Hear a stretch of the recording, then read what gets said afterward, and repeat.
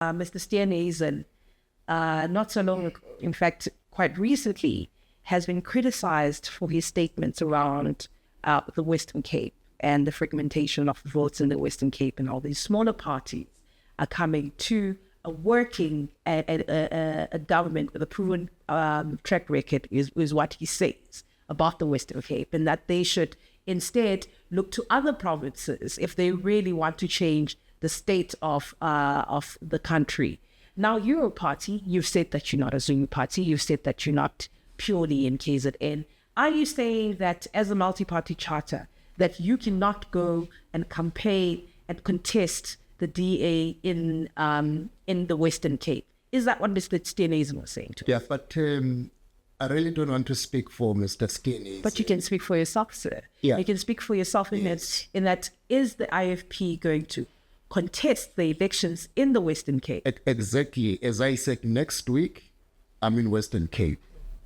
And to campaign for the IFP, any political leader can say whatever he wants as a way of trying to not encourage people to give a competition in a sphere where he or she feels his or her party is strong.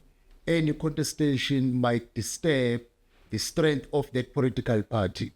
The IFP, as I indicated, we will be contesting all 9 provinces, and we will be on the ground until the closing time on the day of election, urging people to go to the voting station. And when they arrive in the voting station, the message is vote the IFP, because the IFP has a track record.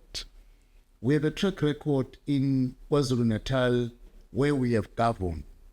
We have a track record in the Government of National Unity. The IFP, the departments which were under the control of the IFP for 10 years, from 1994 to 2004, performed par excellence at a national level. And it is time again to fix our country, because there is no one political party that is going to get more than 50% and rule alone. The majoritarian principle is over in South Africa. Post-29 May elections, we are getting into a phase of coalition. The IFP will be bringing experience, integrity, accountability in a new government that will govern South Africa, that will govern Gauteng, that will govern KwaZulu-Natal, because at most, those are the 3 spheres of government where we are determined to play a crucial role, not as members of the 2 provincial legislature and the National Assembly, but at an executive level, influencing direction of the government, the policies, giving a new and a fresh thinking in addressing the challenges facing our country.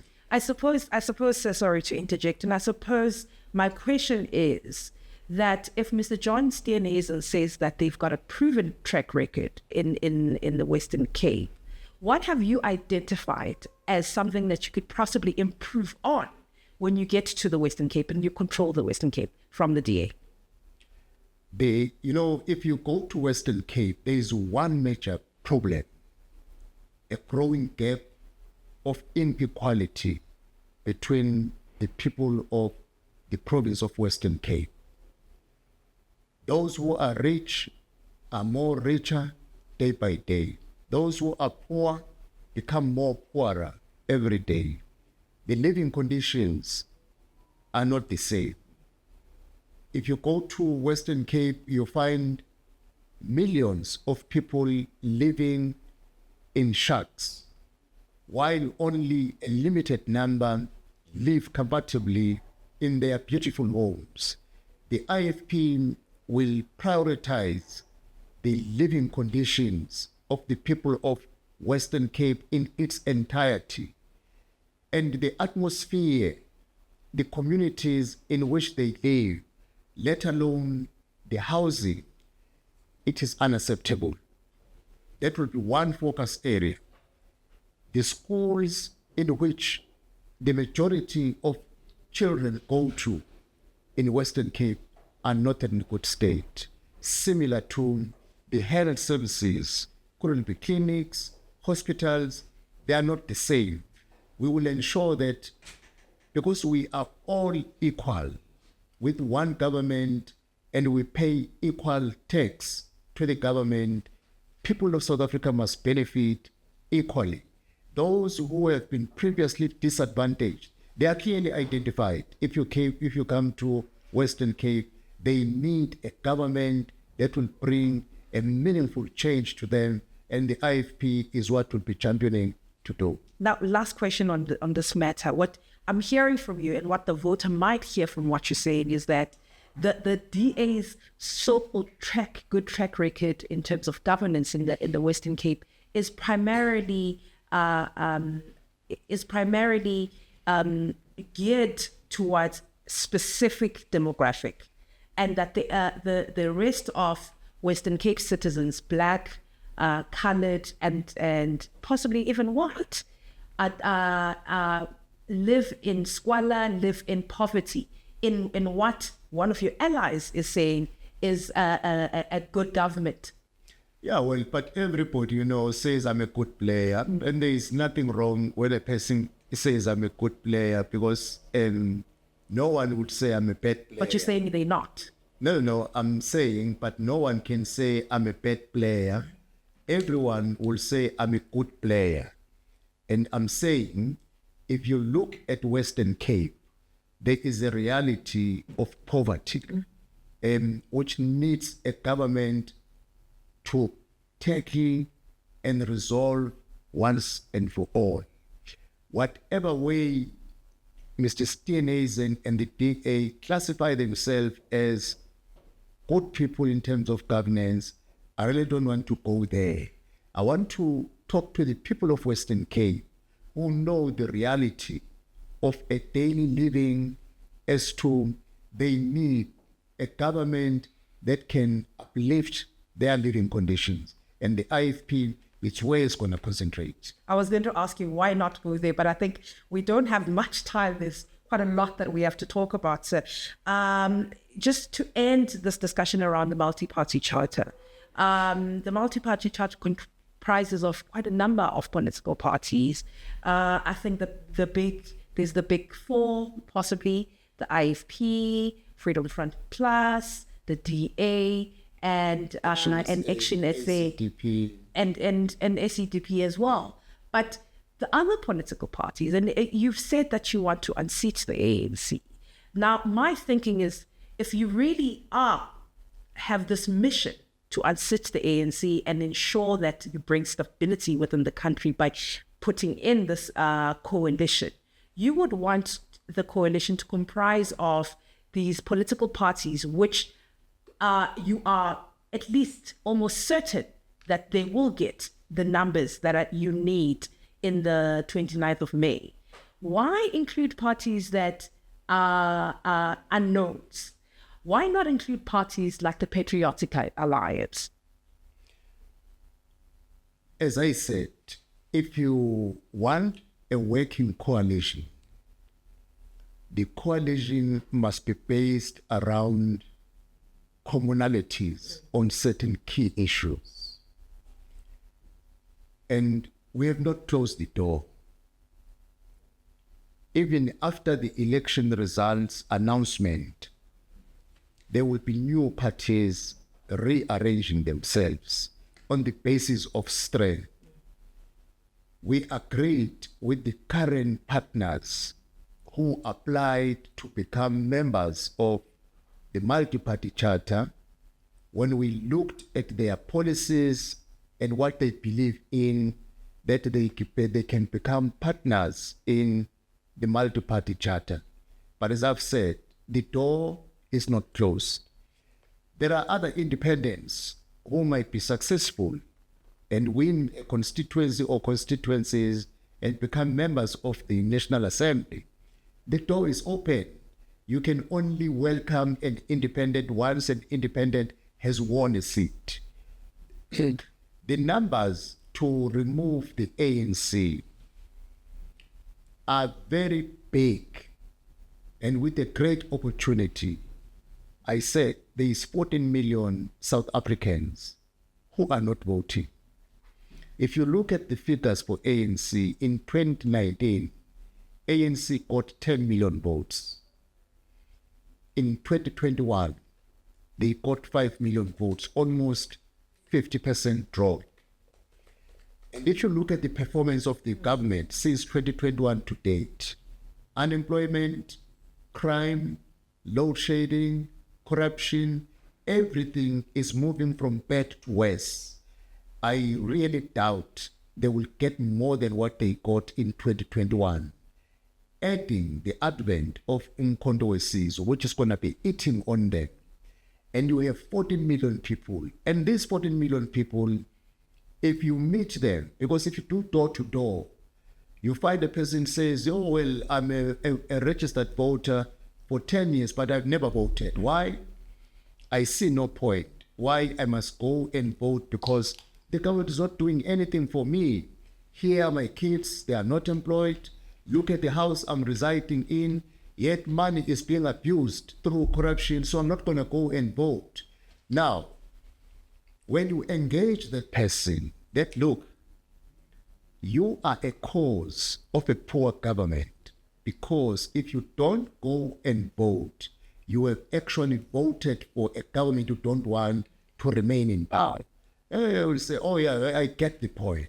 Some you will find young graduates who will say, no, I'm not voting because I'm a graduate, but I'm sitting at home. My dreams are falling apart daily under this government. And then you say, but look, if you want change, use your vote, go to the voting station and protest with your vote in the voting station by removing this government and put a new government and hold that government accountable. And then you will hear a person say, oh, hey, where can I go and register? Because I'm not even registered. And then you will say, oh, look, registration has been closed. We will see you next time. And once the registration open, go and register, then and become a voter the following election. But you find a lot of them who say, I am a registered voter, but I'm not going to participate. So now what I'm trying to drive, and what also you should assist as the media, not campaigning for any political party, but talk to people of South Africa that use your right to vote to fix your country. You will agree with me. I can't stress enough. Yeah, that's one. Yes. Completely. You will agree with me. 5 years, even prior COVID, because we can attribute some other issues to COVID, Mail Garden had a lot of staff, which it was able to pay its salaries. The number is growing down almost every year because conditions are bad in the country. So now, the media has a role to activate the voters that if you don't stand up, our country is going down the drain. Look at the policies that are available across political parties and make your choice. Don't be a standby, but be an active participant in reshaping the direction of our country, rebuilding the country that is going down the drain. And it will be only through the 14 million.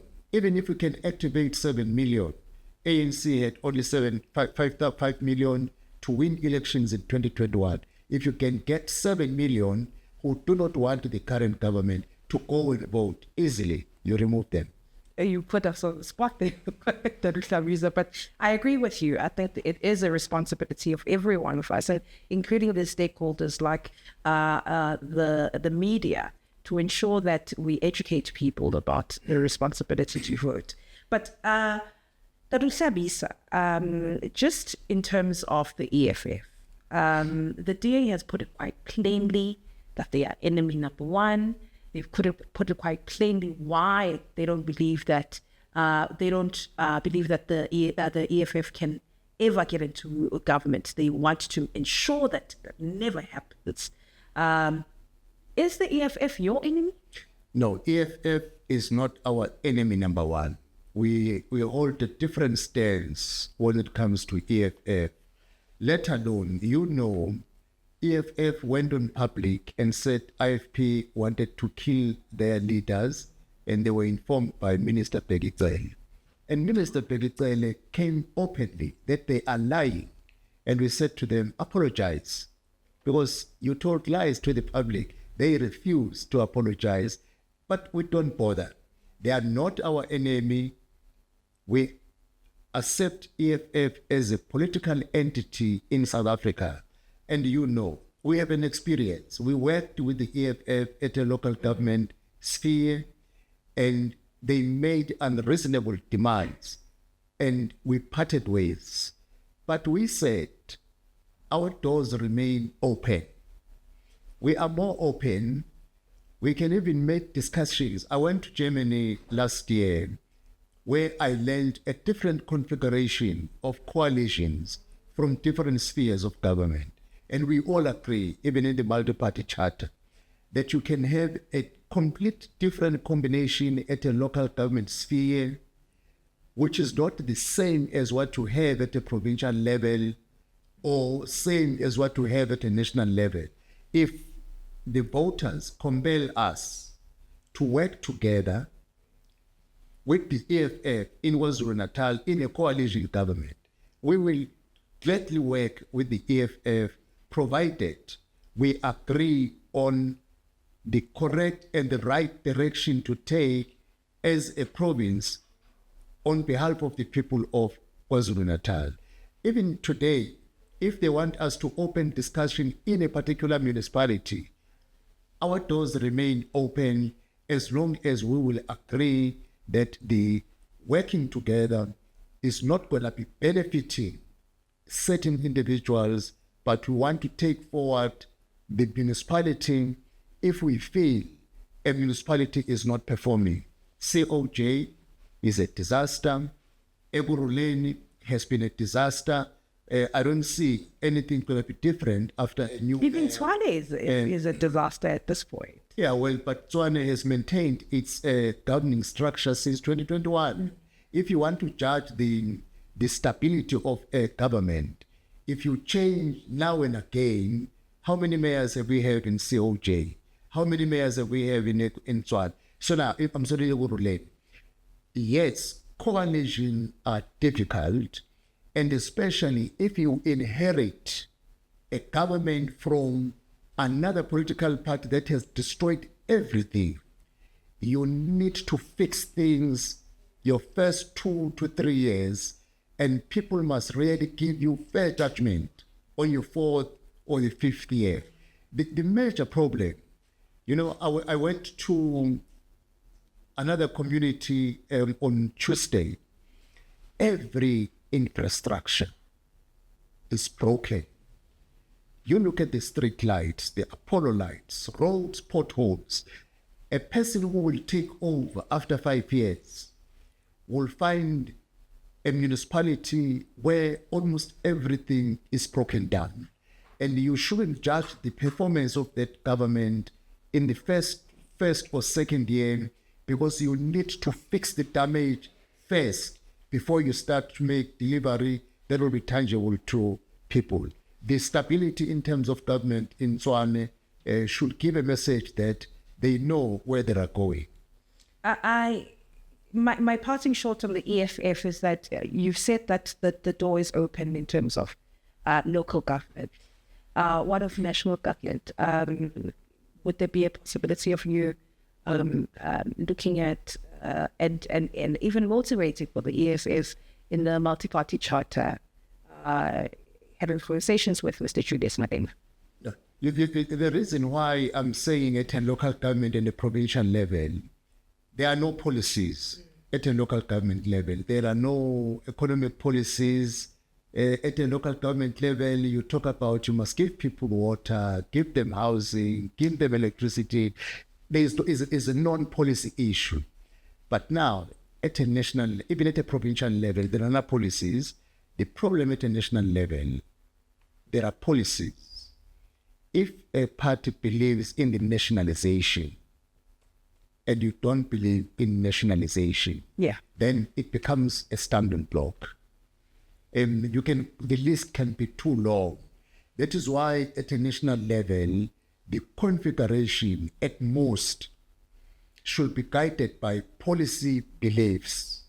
If you believe in capitalism or free market economy, like the IFP believes in a free market economy where people are encouraged to come with innovations to build the economy, and if you believe in socialism, where a state must have a firm control over the economy, then it becomes a policy problem, because these are two different ideologies which cannot work together unless one compromises itself in favor of the other. That is why, therefore, coalition at a national level are determined at most by policy positions. But coalition is the provincial and the local government sphere service delivery, where we all agree people must get water, electricity, housing, fixed roads. It has nothing much to do with policy. I want to ask you about the issue of who becomes the president. Say the multi-party charter goes over the line, manages to get 51% and more. Mr. Groenewald has said the country is not ready for a white president. He's even put your name as the one that he would motivate for in the multi-party charter. What's your beliefs? Do you think the country is ready for a white president? I really wouldn't want to racialize the positions in our country, because we come from a bad history of racial segregation. The multi-party charter agreed that in order not to give favor to one political party or advantage one political party, let us discuss the issue of who becomes the president. Should we meet 50% plus one once elections are done? Because whoever we may agree upon will be favored together with his or her political party. On the issue of race, I wouldn't want to rationalize the matter, but everybody is free to express his view or her views as to how he or she sees going forward. Let me rather say, do you think that you are the best candidate in the multi-party charter to lead it? No, we have many capable people in the multi-party charter. Of course, there will have to be one person at the end of the day. And if a collective decision says it must be so and so, I think we'll have to go that way. Of course, there are a number of things which you need to take into account when it comes to a position of who leads the country. And I trust that the capacity of the multi-party charter is sufficient to go through that assessment in looking all various aspects and give the country the best it has. I wonder why you're not raising your hand for that position. No, you see, I have been in politics since 1978, which is... way before my time. Yeah. So now, being in politics is more about serving than occupying positions. That is what has kept me for so long. The drive we are making for an alternative government is not pinned on who occupies what position, but is based on bringing a government that will come with change. And, almost everybody has a feeling that something must change, Years back, if you had 1,000 rand, you knew you had money. But today, if you had 1,000 rand, it's like you don't have any money, because if you spend 1,000 rand and don't know where my money went to, everybody needs change. We can deceive ourselves that, oh, no, everything is okay. No, nothing is okay. Even an employed person knows things are not okay. The inflation is hitting us badly. The middle class, so there are people who are the lost or forgotten category in our country, the middle class. People think middle class things are okay. Those people who are working well, they write their degrees, they drive their cars, they have their houses, they pay for their bond, and everybody thinks things are okay with that category. Unfortunately, things are bad for those people. The only thing is that we are not going closer to them to say, let everybody stand up this time. We need change. It shouldn't be more about what political party you love, your allegiance, the contribution of a political party in the political history, because, liberation movements have a capacity to destroy everything they found. And after liberation, practical example, come to South Africa. You can even go to other countries in Africa. You will see how liberation organization destroyed what they struggled for. Now, all I'm trying to say, we need everybody to stand up and bring change. The question of raising my hand is not primary. What is primary, if we can get everybody standing up and make his or her voice heard and hold the government accountable in the next 5 years, so that if he or she is not satisfied, come 2029, remove that government and vote for another one, until you will find leaders who, when elected, do not sleep on duty. I want to talk about your relationship with the ANC in KZN. We've had conversations. I've interviewed you a couple of times where you've been quite firm on your resolve around the relationship the IFP has with the ANC in the province. And you've said in the past that you don't have any issues with national leadership in the ANC, but rather the provincial leadership. With what happened, the incident that happened just a couple of weeks ago, where the chairperson of the ANC yanked the mic from the Prime Minister of the Zulu monarch. You said that you had written to the ANC President Cyril Ramaphosa, and when we spoke, you said that you had not received a response.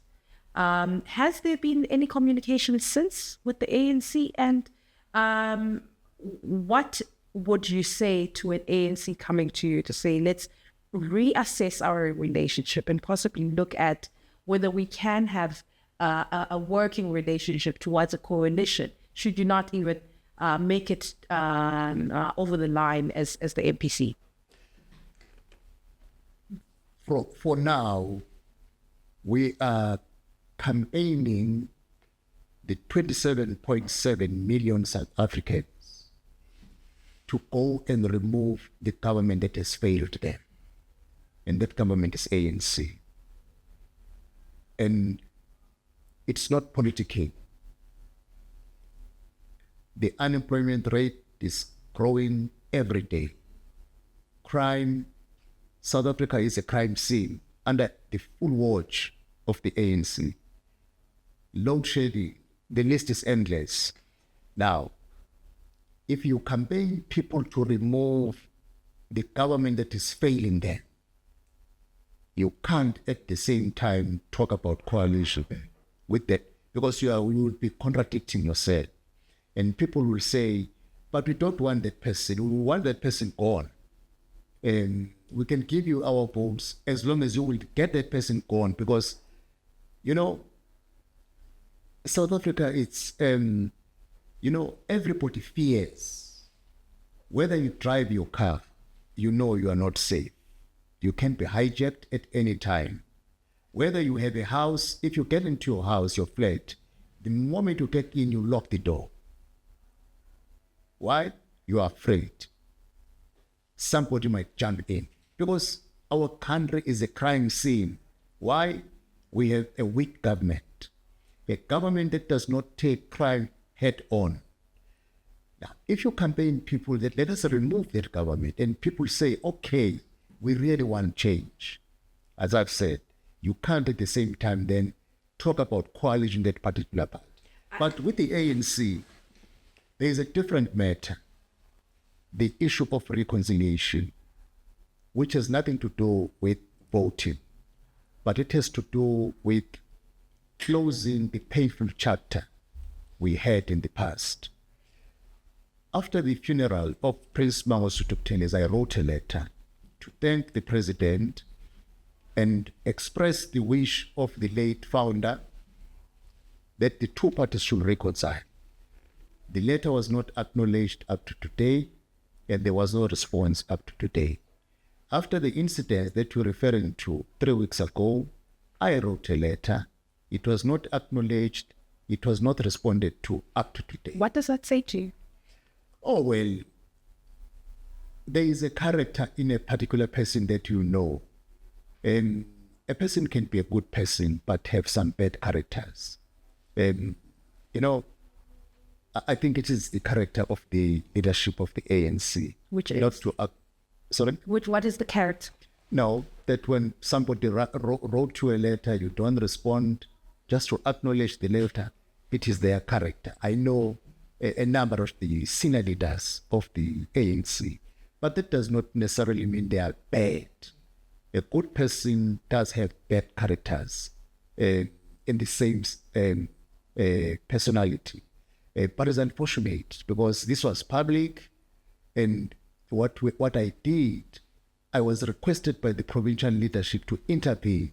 I said, in order to intervene, let us bring even the senior leadership on board. They know that I wrote a letter, but guess, no one amongst them said, let us respond to this letter. You will find from many other sectors in our community where they said they don't even acknowledge the letter you wrote. So it's one of the characters, but which doesn't really mean they are that bad. When it comes to the issue of coalition, the IFP is determined to remove them through the multi-party charter, and we have an alternative government. But should we not able to achieve our goal to remove them, we have said it right from the beginning that we have experience of the government of national unity, which performed well for our country. During the first 10 years of the government of national unity, the economy was doing well, crime was not as bad as it is, unemployment rate was not as big as it is, the maintenance of infrastructure, because you had competent ministers. The issue of load shedding, it is not that many people have been connected to the grid. No, it's poor management. If you don't maintain what you have, you can even buy the best cars, but if you don't maintain them, they will deteriorate until they stop on the road. It's exactly what is happening at Eskom. If you don't maintain roads, they will start beginning with potholes until it gets destroyed completely. The railway line system in many parts of our country has been destroyed under the full watch of the government. So now, if you don't have competent ministers, you end up with an incompetent government. So now, the IFP, on the issue of the government of national unity once again, which is a grand coalition, where you might have more than 3 parties coming together for the sake of taking our country forward, we will not run away from such an arrangement should the multi-party is unable to get the target of 50% plus 1. But for now, we'll be aggressively campaigning and reaching out to the 27.7 million, especially the 14 million, because those are dormant. They are sitting at home. The other fraction is good. they exercise their vote between the political parties that exist in the political landscape. But that 14 million is where we must concentrate, that go to the voting station and have your voice heard. And then you will have an accountable government which you must observe. And if that government doesn't perform to your level, remove it in 2029. I really do not have time. You've given me an hour. I've got about 7-8 minutes to go, but lots of questions. I will stick to 3 more questions if you indulge me.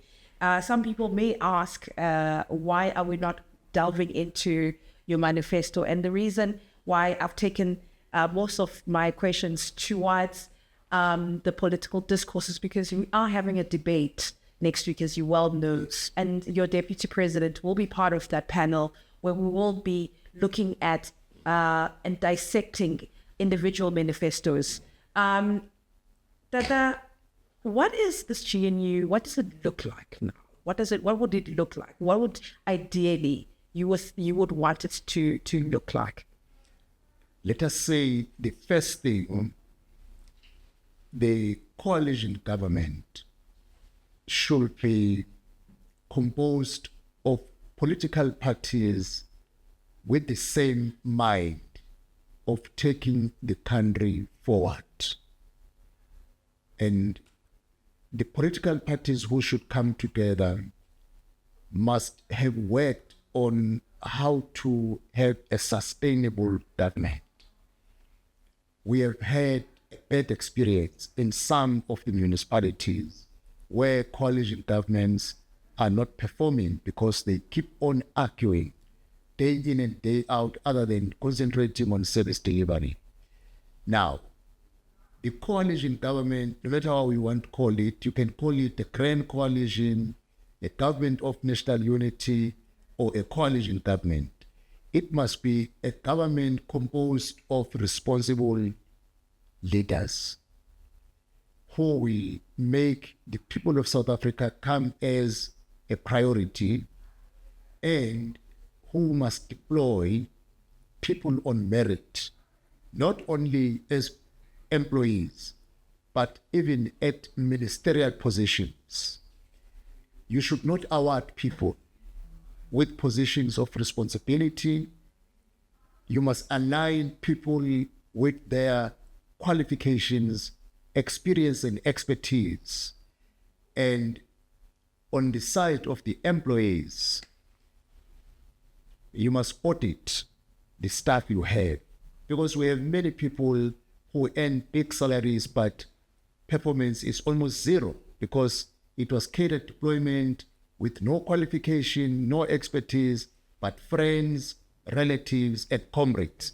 So now, a government of national unity or a coalition government, in order to perform, it must be composed by people with merit, and the same principle must be applied to the employees, because for a government to perform, it should be backed up by competent force of employees who know what they do every time when they get into the office. You know, the EFF president has talked about that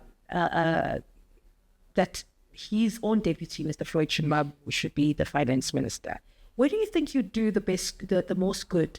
In which portfolios would you do the most good if the multi-party charter gets to be in government? What portfolios do you think you would fight for?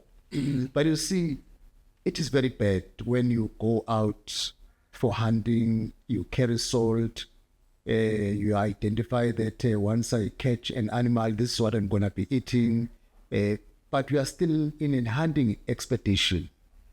We have done our groundwork internally because we know the expertise we have. But we do not want to create an impression that it is all about positions. No. It is all about serving the people. Let us bring people along with us, encourage them to participate in electing a new government. People can visit the candidate list and Google each candidate in terms of competence qualification, then you will know that this political party does have people with competence. And if you look across, then you will realize that, yes, in terms of qualification and competency, these people have sufficient people manpower which they can deploy in various portfolios. To start now saying, oh, we want Ministry of Health or Finance portfolio or whatever portfolio, we will be demonstrating to people that we are all more concerned about positions. What the IFP will stand for: do not deploy a person into a portfolio where he or she has no proven competence. And we are doing groundwork in terms of that if you talk about Minister of Police, who should be that person? There is a criteria. You can't take Hlabisa, a former principal for over 20 years, and then you say you go and manage police, because you may have an idea, but knowledge and experience is key. You may have an idea.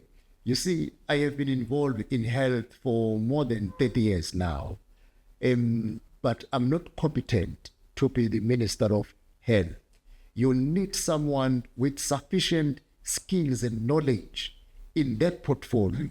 We are doing that groundwork, and we will not give people of South Africa irrelevant ministers or MECs, because from day one, we want a deployed person to perform accordingly and to change things around. Now, two more questions for you, and one is, let's start with Inyama Trust.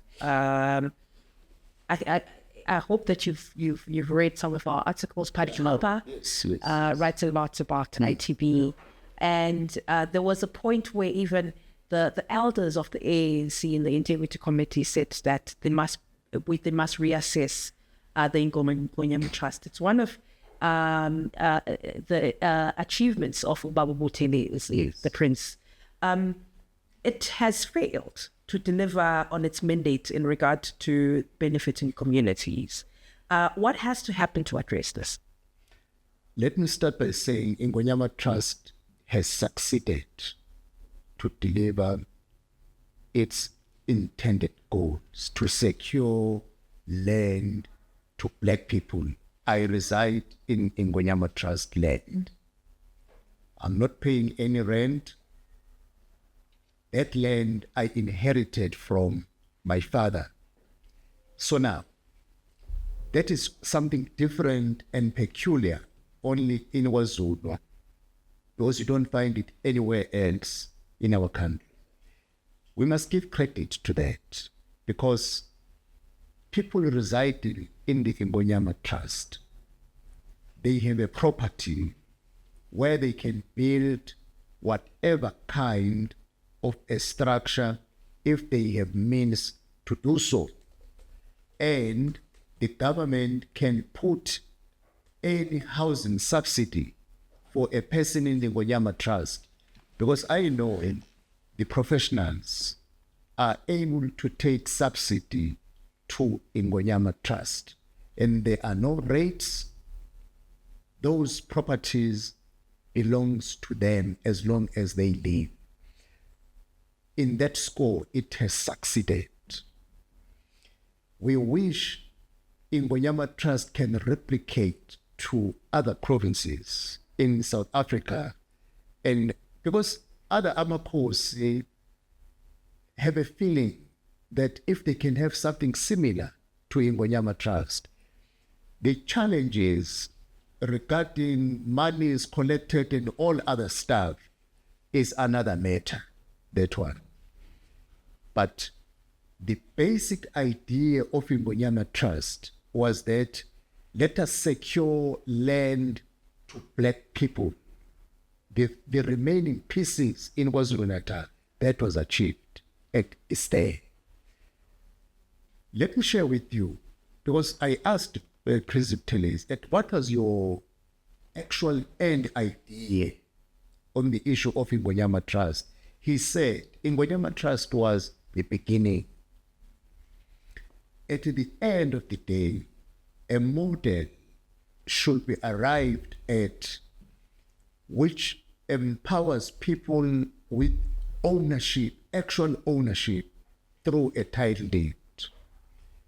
But you can't do it now in a setup where it is a polygamous family, because I'm the eldest in my father's family.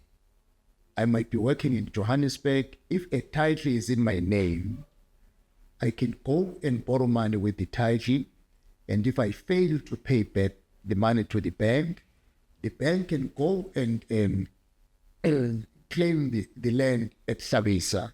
And what about the members of the family in an extended family living there? Because they have to be taken out so that the bank says, this land now belongs to me. And then you end up with people who will be landless, yet Inyama Trust had secured them land. All we need to do to take Inyama Trust forward, the government at a national level must allocate more land to black people. There is plenty of land. There is a land under the control of the government, which is not given to people. If the IFP can become the government of the day, the first thing we will do, audit how much land we have under the control of the government, release it to people. Secondly, how much land is available and is not utilized, owned by some people who are staying abroad. You engage those people. Give me this land. I want to give it to people.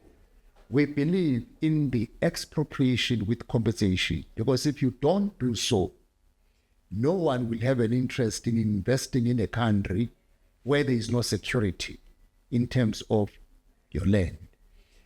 There is enough money in South Africa. Cut down the bloated cabinet. We don't need such a huge cabinet in South Africa. There are deputy ministers who are irrelevant. Some ministries are too small to have deputy ministers. You can cut a lot of money if you cut down the bloated cabinet. There is a lot of money which went to wrong hands, as we have seen through the state capture. If you can manage resources correctly, you will be able to save billions of rands, if not trillions, where you can engage people on allowing you to buy land so that you distribute that land to landless people in South Africa and give them, therefore, a title deed. Because once you have allocated each person a piece of land, then you can give a title deed, because you know if he fails to pay the bond, then they will only claim the land, that the piece of land that belongs to him. Until you do that, you will be committing a grievous mistake. If you say under Inyama Trust, because it belongs to them, give them title deed, who will be the holder of the title deed in a polygamous family? Until you sort out that issue, then your next step will be giving the title deed. So now, Inyama Trust is a good typical example of land under the control and use by the black people. All that it needs to be done, it must be managed accordingly. The monies that are proceeds from Inyama should be managed properly. I wouldn't want to speak about that because it is not under the control of the IFP, but the principle of securing land to black people is something which Amakosi in other provinces aspire for. Now, my last question to you is it's a parting question, which is two-pronged. It has to do with yourself, internal politics as well. There's been a lot of talk about, in fact, you even deployed veterans like Tatu Musa Zondi, Tatu Senzo Fayela, to assist in easing tensions between you and the premier candidate, Tatu Uludeng. Is that No. That's not correct? No, it's not correct. Were there any affectional issues there between the two of you? There's been a lot of talk about, especially in the media, that there's tensions between you and Mr. Ntuli. But also, I want to ask this question: what is your objective in these elections in terms of the numbers? What are you hoping to, when you get to the 30th of May? What will be your target? And if you don't meet that target, will that be an indictment on your own leadership? Let me start with the tensions is peddled by the media, and it exists in the media. Of course, in all political organizations, if you have human beings, they are not the same, they have different styles of doing things, and they will have competing views. Competing views are not a problem. In fact, they are good, because if you have competing views, you have balanced versions of how things should be done. So now, there is no issue between myself, and I had made a decision that I'm not going to talk anymore about this, because it is the media that keeps on wanting this thing to be alive, and I don't know whether somebody is sponsoring it or what is going on. But we are working very well. The IFP is a party at work. Many people were hoping that after Prince Buthelezisi's departure, it will be the end of the IFP. But I'm sure everybody is thinking otherwise now. We are in an upward trajectory when you look at our performance. By-elections, we had our policy conference.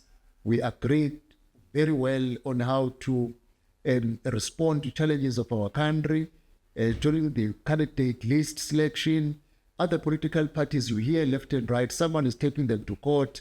He was removed from the list. You can't hear such from the IFP. Everything was smooth, and we launched our manifesto. Everything is kumbaya. Yeah, and Moses Mapita was a testing ground. Because EFF went there, LNC went there, and they thought, we overtook them, and the IFP came, and everybody agreed that the IFP took a trophy. In terms of the demonstration is of a party that is going forward, a party that is not having many squabbles. You can't have a magnitude of an event of that size if you are a party with many squabbles and many challenges. So now, we're a party at work, a party going forward, a party with a great future. Then what are your targets?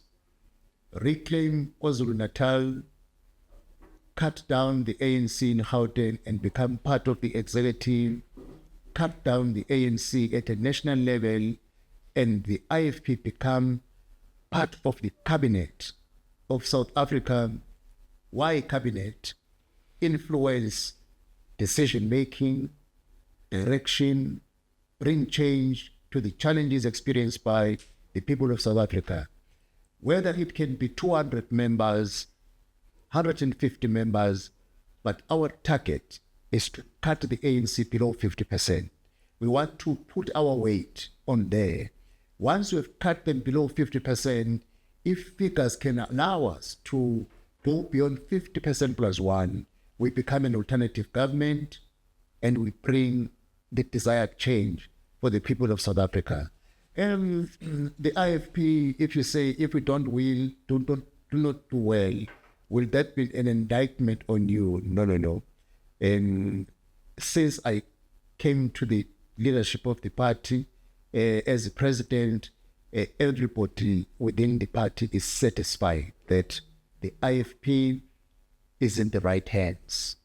Even Prince Buthelezi was happy to his last days that he handed the baton to a capable person whom he grew over a long period since 1978. So we'll be doing very well. We'll be doing very well as a party. I'm confident. Mpumalanga will surprise many people in Mpumalanga. We have never had a member of legislature. We will definitely have one. Not willing to tell me what numbers you are? Yeah, well, numbers might not be that much important, but what is important, your weight. True. Yeah, our weight. in KwaZulu-Natal, of course, you must have 41 members and above if you want to lead the government. That is our target. But should we fail to achieve that, we have a fallback position of leading the coalition. But we won't be a leading party in KwaZulu-Natal. In Gauteng, we may not be a leading party, but we'll be at an executive level. Our weight will be at a policy decision level, as well as including at a national government. Thank you. Thank you so much for joining us. Thank you very much.